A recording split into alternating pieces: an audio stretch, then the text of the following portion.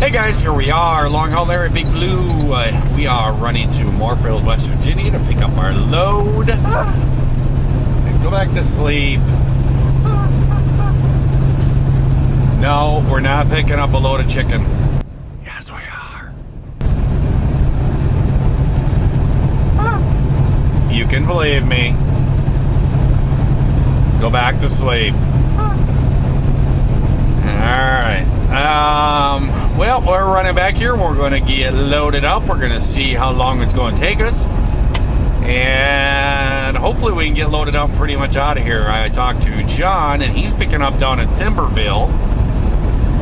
And he is having an issue. I guess they don't have some of the product or something. So he might be getting held up a little bit. So we might actually be kind of linking up. Well, the problem is once I get loaded, we'll see how long it takes. If it takes a long time, I'm going to have to do an 8-hour break back here. But if they're pretty quick about it, I'm only going to have like 4.5 hours left to drive. He's probably going to have more. So I don't know. We'll see what's going on.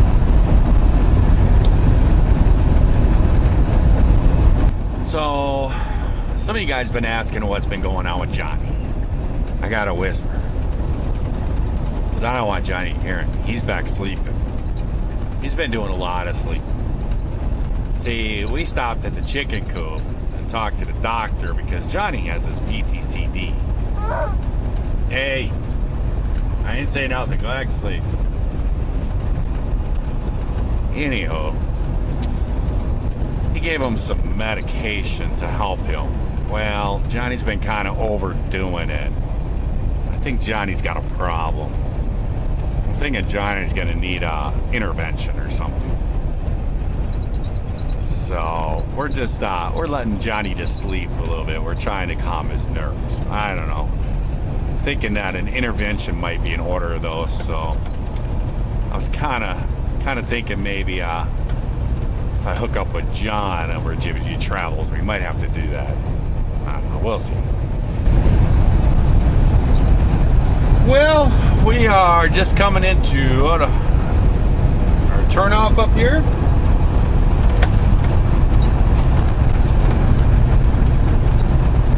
And we are 3.7 miles away. But this is that top secret place that I cannot record. It's been a really nice drive coming back in here. Fall colors are kind of coming out a little bit. Coming out pretty good, and it's a sunny day,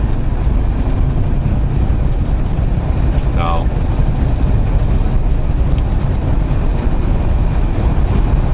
been a pretty drive back in here, but I've recorded a few times and figured you guys have seen it. When I come back here, I have no service whatsoever. I have none whatsoever. John, when he comes back here, he's got Sprint, and when he comes back here, he's got great service. But I have Verizon, and as soon as I turn off of 50 onto the 259, I get about 5 miles and no service. And so I had a video that I had put together at my last stop, and it's going to be on questions, comment questions and answers. And I was trying to get it put together so I could upload it, and I took off and I was driving down here and it was uploading the whole way, and I'm like, oh, and I was talking to John. I said, well, I'm about to head off, so I won't have cellular service. I'll let you know how long it's going to be. So I guess I'll talk to you. I said I might have to take an 8-hour break here. And I said, so I'll get a hold of you when I get out of here. And then I told him, I said, so I'm uploading a video, and it's at 98 or 96% being uploaded. I'm about ready to lose my signal. And then he told me he was having these issues and everything else. We were talking with text back and forth. And then all of a sudden I looked out and I saw it said 98%. So I replied back, 98%. And then I looked down and I just kind of glanced at my tablet and looked down. No service.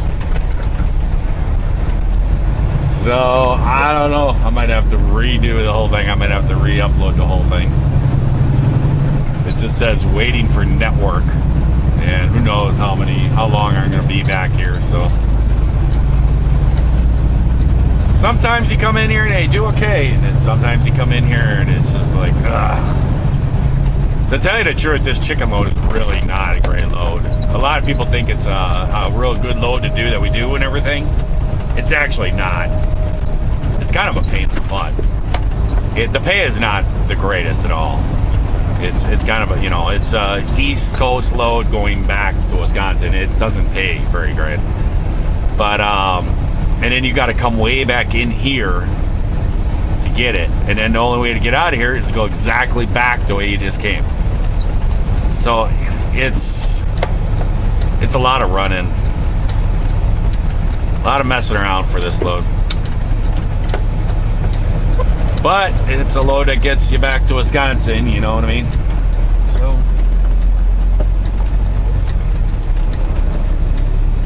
and then also when you haul these loads, these chicken loads, they're terrible on a trailer. Come on, dude, there's a turning lane. Okay, well, you missed the driveway, dude. He went right over the top of the curb, right over the grass, and then turned into the parking lot. These things, whenever you haul chicken, it's oh, I'm glad I didn't wake him up.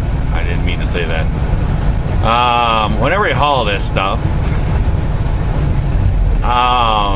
it stinks up your trailer really bad. It's bad. And every time you get one of these trailers, the trailers are just, I mean, these are all brand new trailers, and it's just like, ugh. It's like you constantly, I mean, you gotta clean these things out constantly every time you haul one of these loads. And when I was doing this kind of run, and I was ending up, you know, pretty much Sunday afternoons, I was home all the time. Every time that I go home, I would, I carry a little small bottle of bleach. You got a turning lane, dude. Come on. Does Moorfield not know how to use a turning lane?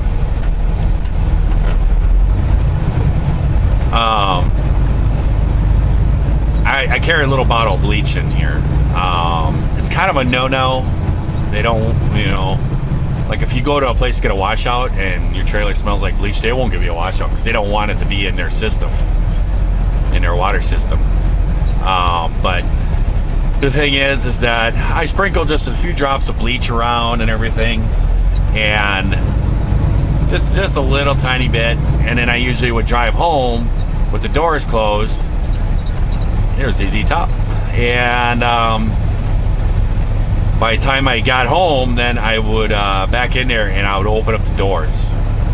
And I would throw the garden hose up in there, grab a broom, go up in there and sprinkle a little bit of some dishwashing soap in there, spray it down, use the broom it out a little bit, rinse it, and then leave the doors open. And then it was good. It was all fresh, smelly, and everything was good.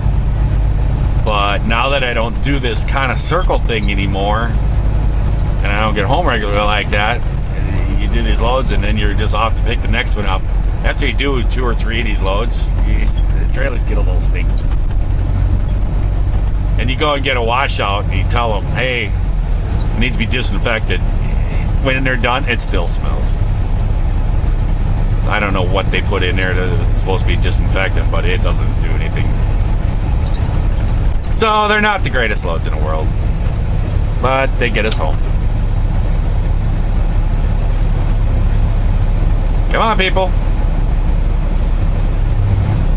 Green light means go. Okay. I think everybody's looked up from their phone after checking their messages. Realize the light has turned green, so now we're gonna go.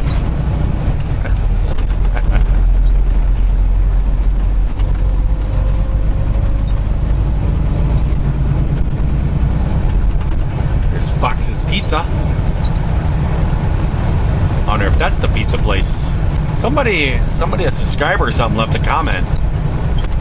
To come and visit them at this pizza place. I don't know if they owned it or they worked there or what. Well, here we go, guys. So I gotta let you go. We're not supposed to record in here, I guess. See ya. Well, hey guys, here we are. We are finally loaded. And And I forgot my seatbelt again. Feels like a third time this week. We are finally loaded. Wow. Wowzer, wowzer, wowzer. 7 hours and 40 minutes to get loaded there. Yikes.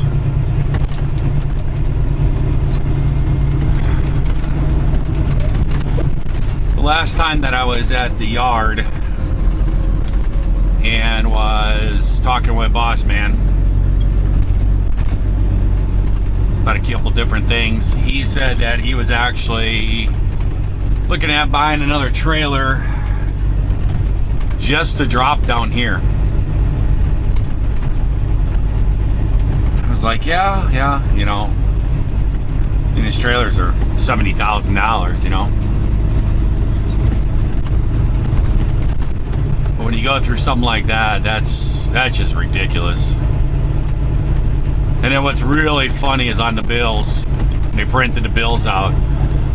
They have it as my appointment is at 8 p.m. and they have me arriving at 10:30 p.m. and I'm loaded at 11:40 p.m. It's like, I looked out, I said, what is this? He's like, what? And I'm like, dude, I've been sitting here for almost 8 hours. Oh, that's just the times I entered in. You know, all he's doing is covering his butt so that if somebody goes back and looks at it or whatever, they don't see that there was a truck sitting there for so long. I just, whatever, and I just walked out of there. I could have made him change it and do all that stuff. Don't get paid detention anyways. Never get paid that stuff. That's one thing that it's a little lacking here. It's detention. Boss man doesn't seem to believe in it, I guess. He's just always like, they never pay it. Brokers never pay it. It's a waste of time you trying to go after it. I am going to swing in here, this gas station,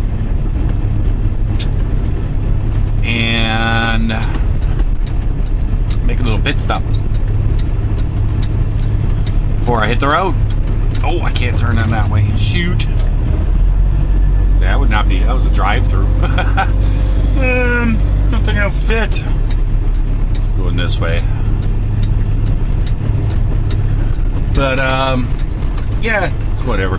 But yeah, I sent the boss man a message. Yep, 7 hours, 40 minutes, sitting here to get loaded. Yes, I think it's a good idea. Get a trailer here. Because then it'll just be sitting down there. They just preload it. You just pull in there, drop it, hook, and out of there.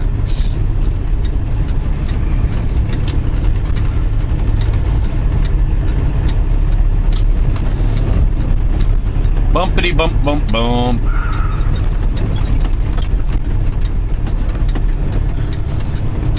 They have a... I'll be back. Well, as I was saying...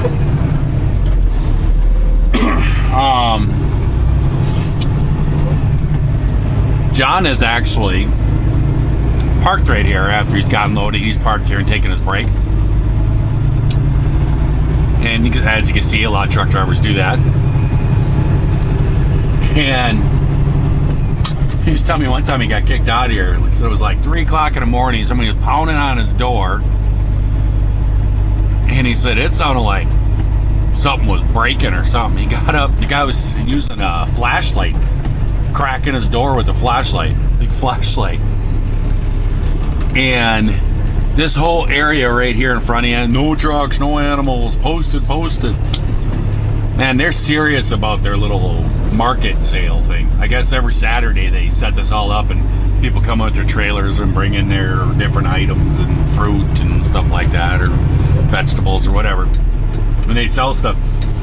And that's why they don't want you parking in there, because they have set all that up. So as soon as the sun comes up, they have this big market thing there. And I guess that time he was down there on the side, and he said about 3 o'clock in the morning, somebody was cracking the side of his door with a big flashlight. He jumped up, he's like, what? He's like, you need to move. He was like, he was just like, why would I move? And I guess they were having some special thing, and I guess there was going to be all kind. I guess it was all expanded all down the sides of that road. And the guy was like, if you're still here like about an hour, you're going to get trapped in here. You're not going to be able to move out of here until like tonight. But I don't know why the guy was like cracking on his door with a big flashlight. But we are out of here. Finally. Time to make our way to Wisconsin. Our GPS tells us we have 939 miles to go. We're off like a herd of turtles. Especially climbing out of here.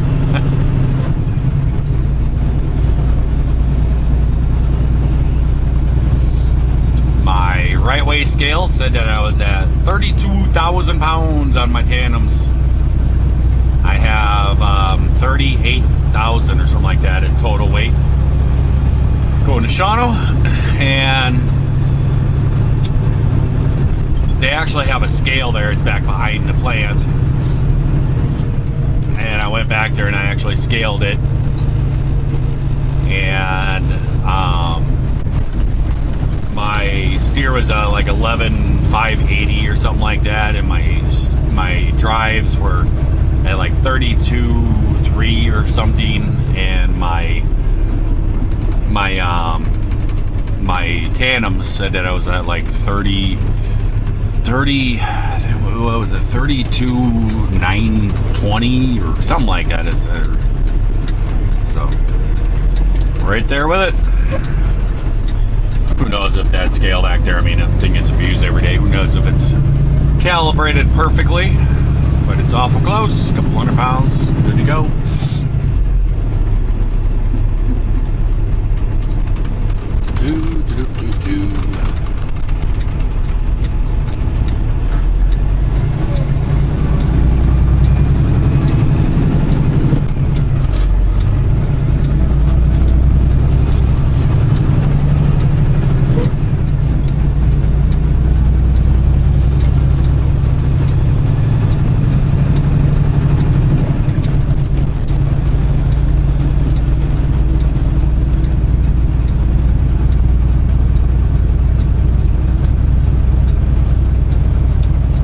So we'll be running this up out of here.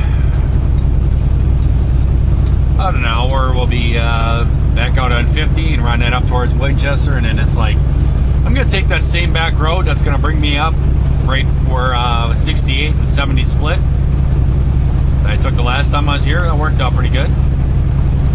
So I'm gonna take that same road and then jump on 70 and out of here we go.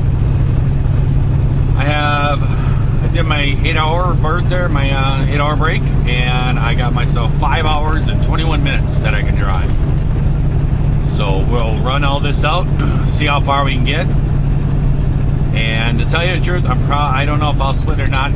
It matters where I can get to. If I can get to a spot where when I shut down, then when I get up with full hours, I can make it to Shawano in one deal.